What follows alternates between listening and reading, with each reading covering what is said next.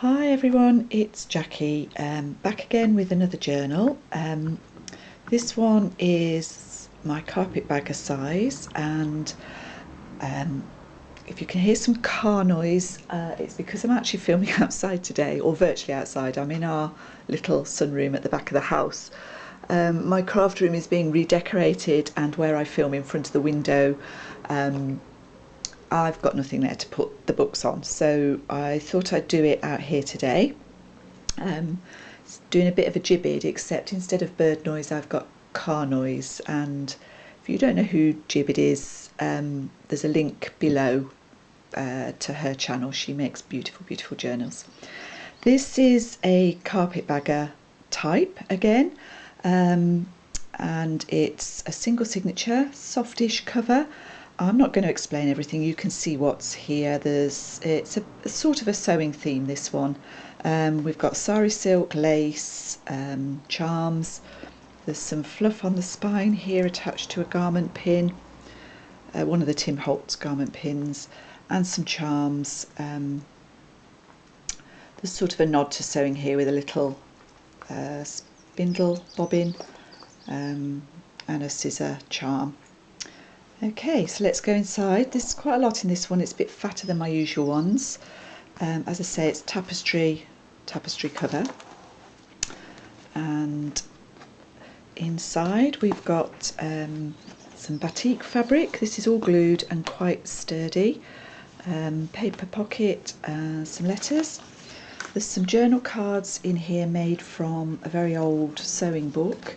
This is one of the plates from it.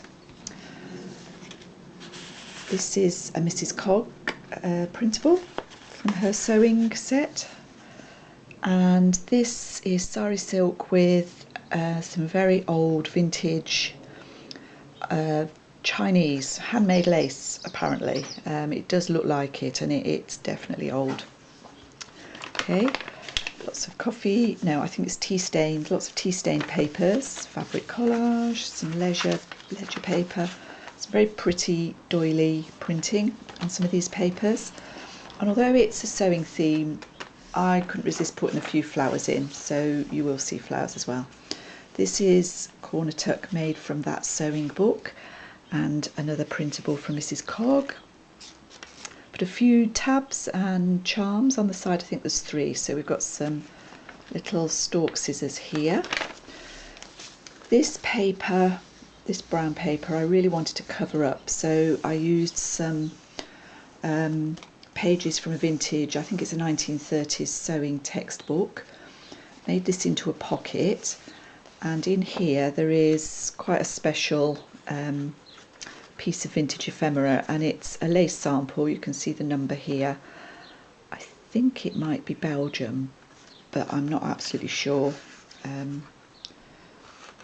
And that's really pretty, and I think quite special. I've only got a few of those, but I thought I'd include that in this book.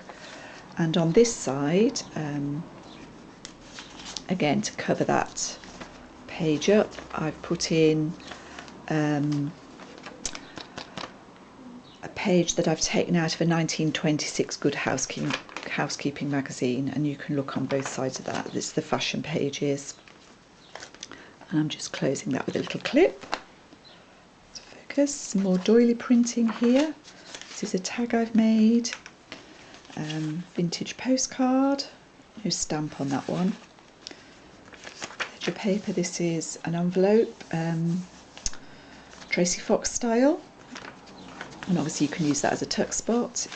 In here we've got another of those journal cards, and a corner tuck here with another dictionary definition, and some of the pages from that sewing book I've made into, or needlework book, I've made into extra writing space.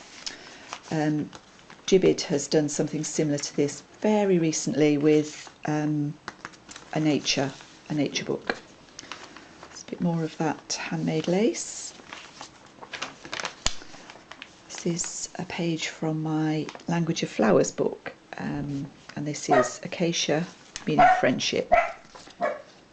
We've got a tape measure charm, In the centre of the signature, this book has got 80 sides, front and back, is this Holden and some butterflies. The fabric collage. I've done a belly band here with another of those double pages from the book. There's a few printables as well from Nick the Booksmith. These are from her collection, and I've included a bag. What's in here? Vintage snaps in this one.